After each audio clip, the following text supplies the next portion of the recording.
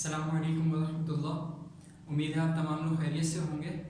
और हमने पिछले लेक्चर्स में जितना काम सीखा, जो होमवर्क आप लोग को दिया गया था, उम्मीद है आप लोगों ने वो मुकम्मल कर लिया होगा। आज के इस लेक्चर में हमने एक्सरसाइज नंबर 7.3 के ऊपर बात करनी है, जिसका कॉन्सेप्ट मैं आपको पिछले लेक्चर में दे चुका था कि मल्टीप्लिकेशन किस तरीके से होती है। तो इस एक्सरसाइज में हमने मैट्रिक्स की मल्टीप्लिकेशन करनी है। तो 7.3 का जो पहला सवाल है, सवाल में कह रहे हैं compute the product if possible, यानी हमें ये जो मैट्रिसेस गिवन हैं इनका प्रोडक्ट निकालना है अगर पॉसिबल है। ये चीज़ मैंने आप लोग को पहले भी समझाई थी कि बाज़ औक़ात ऐसा होता है कि कोई सवाल ऐसा भी आ जाता है जिसका सॉल्यूशन पॉसिबल नहीं होता। तो अब हमने यहाँ पे देखना है कि हमारे पास जितने सवाल इस एक्सरसाइज में हैं या इस तरीके के अगर कोई सवाल हमें दिए जाते हैं तो क्या उनका सॉल्यूशन पॉसिबल है या नहीं। तो मल्टीप्लिकेशन का जब मैंने आपको कॉन्सेप्ट दिया था तो उस वक्त मैंने आप लोग को समझाई थी एक बात कि जब भी किसी दो मैट्रिसेस को मल्टीप्लाई करना होगा तो हम उसमें इस चीज़ का ख़ास ख्याल रखेंगे कि क्या वो मल्टीप्लाई हो सकते हैं या नहीं हो सकते। अब ये कैसे पता चलेगा कि वो दो मैट्रिसेस आपस में मल्टीप्लाई हो सकते हैं या नहीं। पहले मैट्रिक्स से हम कॉलम की तादाद देखेंगे, दूसरे मैट्रिक्स से हम रो की तादाद देखेंगे। अगर पहले मैट्रिक्स के कॉलम दूसरे मैट्रिक्स की रो के बराबर हैं तो ऐसी सूरत में मल्टीप्लिकेशन पॉसिबल होगी। इसके अलावा अगर ये दोनों सेम नहीं हैं, यानी पहले मैट्रिक्स के कॉलम और दूसरे मैट्रिक्स की रो सेम नहीं हैं, तो ऐसी सूरत में मल्टीप्लिकेशन पॉसिबल नहीं होगी। तो अब हम पहले सवाल की तरफ चलते हैं। हमारे पास पहला मैट्रिक्स है, इसका ऑर्डर जो है वो है 1/2 और दूसरे मैट्रिक्स का ऑर्डर जो है वो है 2/1। तो हमने ऑर्डर तो नहीं देखना होता, हमने क्या देखना होता है कि पहले मैट्रिक्स में कॉलम की तादाद कितनी है। तो एक कॉलम ये, दूसरा कॉलम ये। तो पहले मैट्रिक्स में 2 कॉलम हैं और दूसरे मैट्रिक्स की क्या देखते हैं, रो देखते हैं। और दूसरे मैट्रिक्स में रो कितनी है, 2 है। तो अब क्योंकि पहले मैट्रिक्स के कॉलम और दूसरे मैट्रिक्स की रो की तादाद सेम है, इसमें भी 2 कॉलम है, इसमें भी 2 रोज हैं, इस वजह से मैट्रिक्स मल्टीप्लिकेशन पॉसिबल है। इन दोनों को हम मल्टीप्लाई करवा सकते हैं। तो अब अपने सॉल्यूशन की तरफ बढ़ते हैं और सॉल्यूशन में हमने पहले ये दोनों मैट्रिसेस लिख लिए 2, 3 और यहाँ से हमने लिख लिया 5 और 6। मैंने आप लोग को लास्ट लेक्चर में समझाई थी एक बात कि जब हम मैट्रिक्स मल्टीप्लिकेशन की पॉसिबिलिटी चेक कर रहे होते हैं तो उसमें पहले मैट्रिक्स की कॉलम चेक करते हैं और दूसरे मैट्रिक्स की रो चेक करते हैं। लेकिन जब मल्टीप्लाई कर रहे होते हैं तो इसका उलट होता है और पहले मैट्रिक्स की रो दूसरे मैट्रिक्स के कॉलम के साथ मल्टीप्लाई होती है। तो ऐसी सूरत में हमारे पास ये 2 मल्टीप्लाई होगा इस 5 के साथ और फिर प्लस साइन आएगा और फिर ये 3 मल्टीप्लाई होगा इस 6 के साथ। तो हमने देखा 2 5 जा 10 हो गया और 3 6 जा 18 हो गया और ये हमारे पास दोनों ऐड हो रहे हैं तो 18 + 10 ये हो गया हमारे पास 28। ये हमारे पास क्या हो गया, 28 हो गया। अब हमने ये चेक करना है कि ये जो मैट्रिक्स हमारे पास एंड में आया है, ये जो रिजल्टेंट मैट्रिक्स है, क्या इसका ऑर्डर वही है जो आना चाहिए था। तो हमने कहा इस मैट्रिक्स का ऑर्डर देखो क्या है, यानी पहले मैट्रिक्स का ऑर्डर है 1/2 और दूसरे मैट्रिक्स का ऑर्डर है 2/1। तो मैंने आपको लास्ट लेक्चर में समझाई थी एक बात, ये जो करीब वाली वैल्यूज हैं इनको कैंसिल कर देंगे तो बस जो बच गया वही लास्ट में ऑर्डर होना चाहिए। तो हमारा लास्ट में मैट्रिक्स बना है, इसका ऑर्डर क्या है, 1/1। तो इसका मतलब ये जो रिजल्ट हमारे पास आया है इस मैट्रिक्स का ऑर्डर बिल्कुल दुरुस्त है, इस मैट्रिक्स का ऑर्डर बिल्कुल दुरुस्त है। अब क्वेश्चन नंबर 2 की तरफ चलते हैं। क्वेश्चन नंबर 2 में हमारे पास 2 मैट्रिसेस हैं। पहला मैट्रिक्स है जिसमें एलिमेंट्स हैं 2 3, दूसरा मैट्रिक्स है जिसमें एलिमेंट्स हैं 5 6। अब हमें इन दोनों मैट्रिसेस को मल्टीप्लाई करना है। तो हमने कहा मल्टीप्लिकेशन करते हुए हमें ये देखना होता है क्या मल्टीप्लिकेशन हो सकती है या नहीं हो सकती। तो अब इन दोनों मैट्रिसेस की मल्टीप्लिकेशन पॉसिबल है या नहीं ये कैसे पता चलेगा। पहले मैट्रिक्स के कॉलम देखते हैं, फिर दूसरे मैट्रिक्स की रो की तरफ बढ़ेंगे। पहले मैट्रिक्स में एक कॉलम है लेकिन दूसरे मैट्रिक्स में 2 रो हैं। तो हमने लिख दिया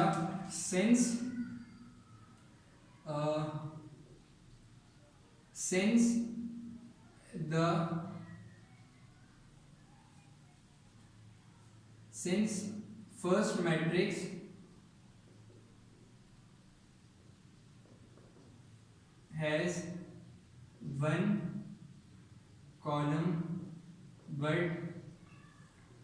the other या second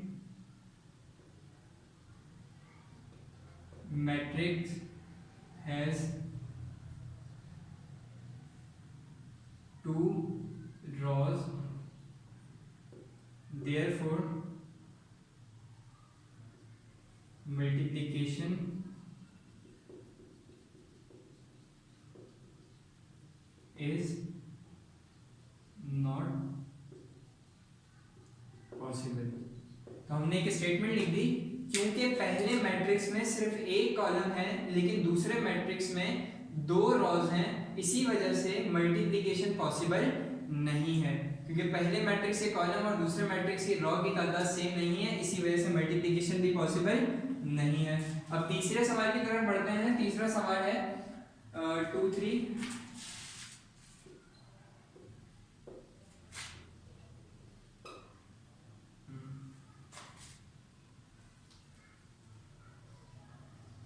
अच्छा, अब फिर वही काम हमने कहा कि भाई सबसे पहले तो ये चेक करो क्या ये मल्टीप्लाई हो सकते हैं या नहीं। तो अब ये कैसे पता चलेगा? पहले मैट्रिक्स के कॉलम देखे, दो कॉलम थे लेकिन दूसरे मैट्रिक्स में एक ही रो थी, तो हमने लिख दिया since first matrix has one column and second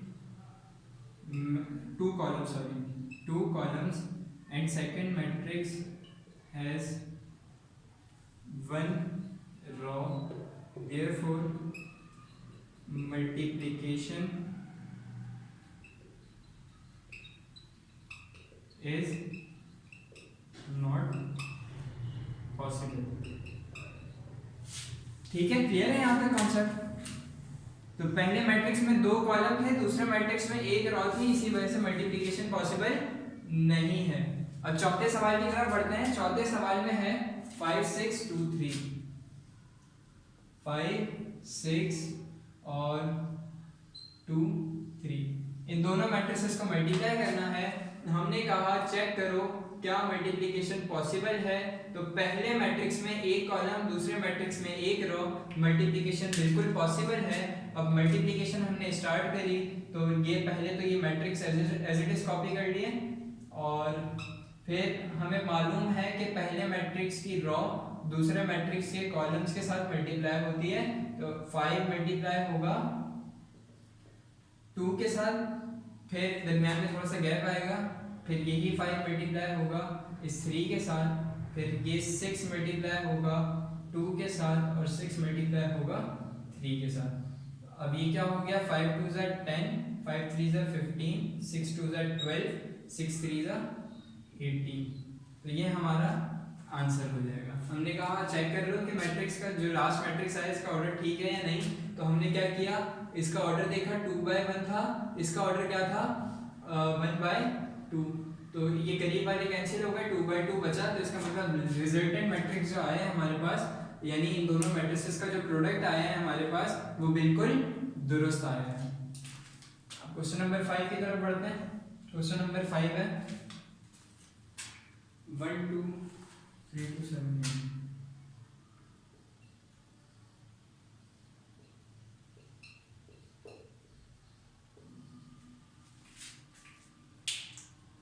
अब हमने कहा कि भाई ये दो मैट्रिसेस हैं, इनको मल्टीप्लाई करना है, क्या ये मल्टीप्लाई हो सकते हैं या नहीं, चेक कर लेते हैं। पहले मैट्रिक्स के कॉलम और दूसरे मैट्रिक्स की रो। तो पहले मैट्रिक्स में एक कॉलम है, दूसरे मैट्रिक्स में दो रोज हैं, इस वजह से मल्टीप्लिकेशन पॉसिबल नहीं है। तो यहाँ पे भी स्टेटमेंट आप लोग खुद लिख लीजिएगा कि मल्टीप्लिकेशन क्यों पॉसिबल नहीं है। आगे बढ़ते हैं क्वेश्चन नंबर 6 की जानिब। क्वेश्चन नंबर 6 में क्या कह रहे हैं? क्वेश्चन नंबर 6 में ये कह रहे हैं कि 3 2 7 8।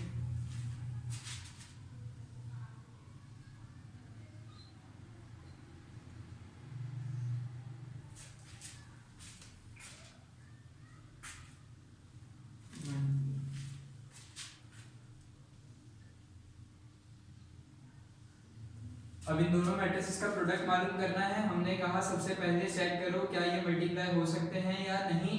तो ये कैसे पता चलेगा मल्टीप्लाई हो सकते हैं या नहीं? इन दोनों का इसके कॉलम और इसके रो की तादाद देखेंगे। इसमें कितने कॉलम हैं, 2 कॉलम है, इसमें कितनी रॉज हैं, 2 रॉज हैं, तो मल्टीप्लिकेशन पॉसिबल है। अब मल्टीप्लाई कैसे करें, इसकी रॉ इसके कॉलम के साथ, इसी तरह ये रॉ भी इस कॉलम के साथ मल्टीप्लाई होगी। तो हमने कहा 3 मल्टीप्लाई बाय 1 फिर प्लस 2 मल्टीप्लाई बाय 2, इसी तरीके से 7 मल्टीप्लाई बाय 1 फिर प्लस फिर 8 मल्टीप्लाई बाय 2। अब इनको हमने फर्दर सॉल्व किया तो ये हमारे पास हो गया 3 1 3 प्लस 2 2 4 7 1 7 प्लस 8 2 16। तो ये हमारे पास क्या हो गया 3 प्लस 4 7 और 16 प्लस ये हमारे पास हो गया 22। ऐसा ही है, सॉरी 22 नहीं 23 हो गया हमारे पास। ये हमारे पास 16 प्लस 7 जब हमने किया तो 23 हो गया। क्लियर है ये बात, कोई मसला कोई कंफ्यूजन? अब इससे आगे जो सवालात हैं वो भी देख लेते हैं। ये जितने मैंने समझाए यहाँ तक क्लियर है बात, आगे बढ़ते हैं।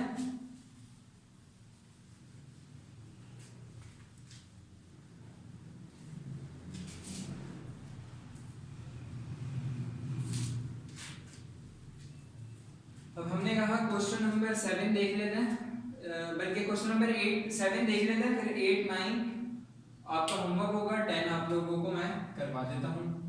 तो क्वेश्चन नंबर 7 में 2 मैट्रिसेस हैं। क्वेश्चन नंबर 7 में पहला मैट्रिक्स भी 2 बाय 2 है, दूसरा भी 2 बाय 2 है, 3 2 4 1 3 2 4 1, और दूसरा मैट्रिक्स है 0 1 1 0 0 1 1 0। अब इन 2 मैट्रिसेस को मल्टीप्लाई करना है, यानी इन दोनों मैट्रिसेस का प्रोडक्ट मालूम करना है। हमने कहा 2 मैट्रिसेस का प्रोडक्ट निकालने के लिए उनकी पॉसिबिलिटी चेक की जाएगी। और पॉसिबिलिटी कैसे चेक होगी, पहले के कॉलम दूसरे की रॉ की तादाद देखेंगे, पहले में 2 कॉलम है दूसरे में 2 रॉज हैं, तो मल्टीप्लिकेशन पॉसिबल है। तो हमने सॉल्यूशन स्टार्ट किया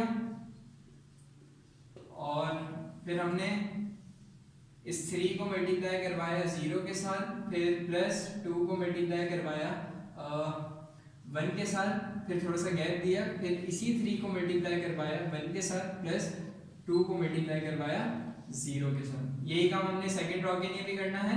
4 को 0 से मल्टीप्लाई करवाएंगे, प्लस 1 को 1 से मल्टीप्लाई करवाएंगे, फिर 4 को 1 से मल्टीप्लाई करवाएंगे, फिर 1 को 0 से मल्टीप्लाई करवाएंगे। ठीक है, अब ये क्या हो गया हमारे पास, कोई भी चीज 0 से मल्टीप्लाई या डिवाइड हो 0 हो जाती है। 2 1 2 3 1 3 2 0 0 4 0 0 प्लस 1 4 1 4 प्लस 0, और ये हमारे पास क्या हो गया 2 1 3 4। ये हमारा आंसर हो गया। क्लियर है ये चीज? उम्मीद है आपको ये बात भी समझ में आ गई होगी।